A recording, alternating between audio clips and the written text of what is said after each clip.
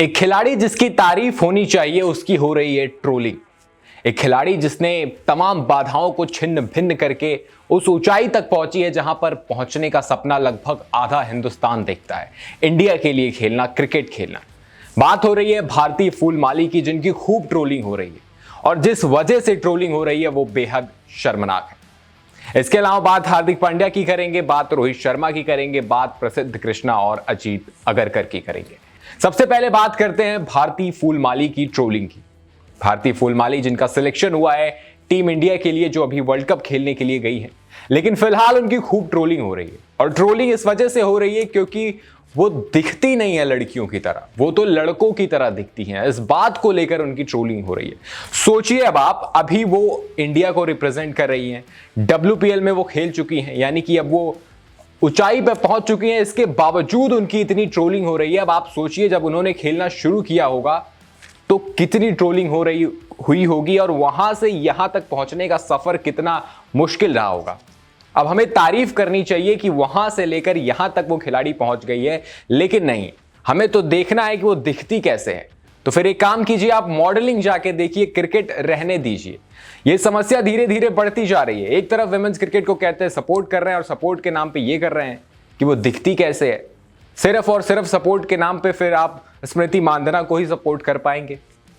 सिर्फ स्मृति मांधाना इनको पसंद आएगी, वरना कोई पसंद नहीं आने वाली है। सेम यही चीज लड़कियों के साथ होता है। I like Abhishek Sharma, I don't like Shubman Gill, छी वो कैसा दिखता है। ये भी वही है और ये दोनों तरह के लोग क्रिकेट के लिए बेहद हानिकारक हैं। एक खिलाड़ी जो तमाम मुश्किलों का सामना करके पहुंच जाती है इंडिया खेलने के लिए, जिसकी तारीफ होनी चाहिए, जो अभी वर्ल्ड कप खेलने वाली है, उससे पहले हम क्या कर रहे हैं, अरे ये तो दिखती ही नहीं है लड़कियों की तरह। ये तो चल रहा है सोशल मीडिया पे। मजाक मस्ती का होना जरूरी है, ह्यूमर का होना बहुत जरूरी है। बिना ह्यूमर के दुनिया खत्म हो जाएगी, लेकिन हर चीज में ह्यूमर ढूंढना शायद सही नहीं है। ये सही चीज नहीं है, आप जिस चीज को लेकर ह्यूमर ढूंढना चाह रहे हैं। वहीं बात हार्दिक पांड्या की कर लेते हैं, जिनको क्लीन चिट मिल गई थी, लेकिन फिर अब सुनने में आ रहा है कि वो इंजर्ड हो गए हैं और अफगानिस्तान के खिलाफ होने वाली ODI सीरीज का वो हिस्सा नहीं होंगे। सेंटर ऑफ एक्सीलेंस ने पहले कहा था कि हार्दिक पांड्या पूरी तरीके से फिट है, लेकिन उसके अगले ही दिन खबर आती है कि वो फिर से इंजर्ड हो गए हैं और शायद वो ODI सीरीज का हिस्सा नहीं होंगे। वहीं रोहित शर्मा को लेकर यह खबर आ रही कि उन्हें भी क्लीन चिट मिल गई है, हरी झंडी दे दी गई है सेंटर ऑफ एक्सीलेंस की तरफ से। तो फिर ODI सीरीज में विराट कोहली तो नहीं होंगे, लेकिन रोहित शर्मा खेलते हुए नजर आएंगे। अगर विराट रोहित में से कोई एक भी रहेगा ना, तो जाहिर सी बात है, निश्चित है कि ODI में मजा आने वाला है, उसका क्रेज बढ़ेगा। एटलीस्ट फैंस तो जाएंगे, स्टेडियम तो भरेगा, लोग तो देखेंगे। रिजल्ट वहां पे क्या होता है ये तो डिपेंड करता है अफगानिस्तान किस तरीके का क्रिकेट खेलती है, अफगानिस्तान किस तरीके से परफॉर्मेंस करती है भारत के सामने, जरूर उस पर डिपेंड करता है कि क्या होने वाला है। लेकिन रोहित शर्मा के लिए ये सीरीज बहुत इंपॉर्टेंट रहने वाली है, क्योंकि सुनने में यही आ रहा है कि विराट कोहली का कंफर्मेशन हो चुका है कि वो 2027 का वर्ल्ड कप खेलेंगे, लेकिन रोहित शर्मा के लिए अभी राहें बहुत मुश्किल है। रोहित शर्मा की फिटनेस पे सवाल है, रोहित शर्मा की परफॉर्मेंस, रोहित शर्मा की कंसिस्टेंसी पे अभी भी सवाल है।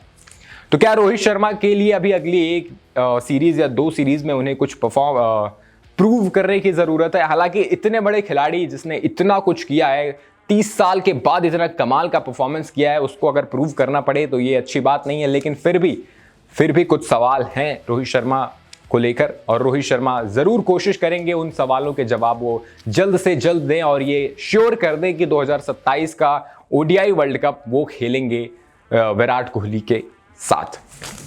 वहीं बात प्रसिद्ध कृष्णा की भी कर लेते हैं। प्रसिद्ध कृष्णा को T20I में सिलेक्ट कर लिया गया है।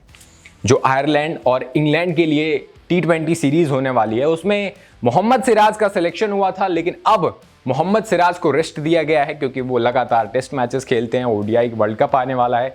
ये देखते हुए उन्हें रेस्ट की सलाह दी गई है BCCI डॉक्टर्स की तरफ से, जिसके बाद BCCI ने प्रसिद्ध कृष्णा को स्क्वाड में अनाउंस कर दिया। सेलेक्टर ने प्रसिद्ध कृष्णा को स्क्वाड में सेलेक्ट कर दिया, जिसके बाद कई सवाल उठ रहे हैं, क्या प्रसिद्ध कृष्णा के अलावा खिलाड़ी नहीं थे? क्योंकि प्रसिद्ध कृष्णा का ये IPL अच्छा नहीं था, प्रसिद्ध कृष्णा का लगातार टेस्ट मैचेस खेल रहे हैं, ODI में उनका सिलेक्शन हो रहा है। तो क्या जो बहुत सारे तमाम खिलाड़ी थे जिन्होंने IPL में अच्छा परफॉर्मेंस किया था, डोमेस्टिक में अच्छा परफॉर्मेंस किया था, प्रसिद्ध कृष्णा से बेहतर परफॉर्मेंस किया था, क्या उनको सेलेक्ट नहीं करना चाहिए था? इसमें एक नाम आता है मोहम्मद शमी का, जो लगातार अच्छा परफॉर्मेंस कर रहे हैं। क्या मोहम्मद शमी का सिलेक्शन नहीं हो सकता था? चलिए, मोहम्मद शमी से अगर आप आगे बढ़ना चाहते हैं, आप नए खिलाड़ियों को लेकर आना चाहते हैं, क्या अंशुल कंबोज को नहीं सेलेक्ट किया जा सकता था? क्योंकि अंशुल कंबोज ने इस आईपीएल में जिस तरीके की बॉलिंग लाइनअप थी चेन्नई सुपर किंग्स की, उसके वो हेड थे। वहां पे उन्होंने पावर प्ले में अच्छी बॉलिंग की, बीच के ओवर्स में अच्छी बॉलिंग की, डेथ ओवर्स में अच्छी बॉलिंग की, कमाल का परफॉर्मेंस किया अंशुल कंबोज ने T20 क्रिकेट में, आईपीएल में। क्या अंशुल कंबोज को नहीं सेलेक्ट किया जा सकता था? ये तमाम सवाल हैं कि क्यों आखिर अजीत अगरकर बॉलर्स को लेकर बहुत ज़्यादा विकल्प की तरफ नहीं जाते हैं, कुछ ही बॉलर्स की तरफ जाते हैं। जैसे वो लगातार हर्षित राणा की तरफ गए, उनको T20 में ले आए, फिर ODI में ले आए, फिर टेस्ट में ले आए। तो जो बॉलर्स हैं ना, फास्ट बॉलर्स हैं, वो कहीं ना कहीं ODI, टेस्ट और T20 तीनों फॉर्मेट में सेम है। अगर बैटर्स के लिए हमारे पास इतने ऑप्शन हैं, तो क्यों नहीं हम बॉलर्स के लिए उस ऑप्शन की तरफ जा रहे हैं? इस तरीके के सवाल पूछे जा रहे हैं अजीत अगरकर ने, लेकिन फिलहाल अजीत अगरकर प्रसिद्ध कृष्णा की तरफ गए।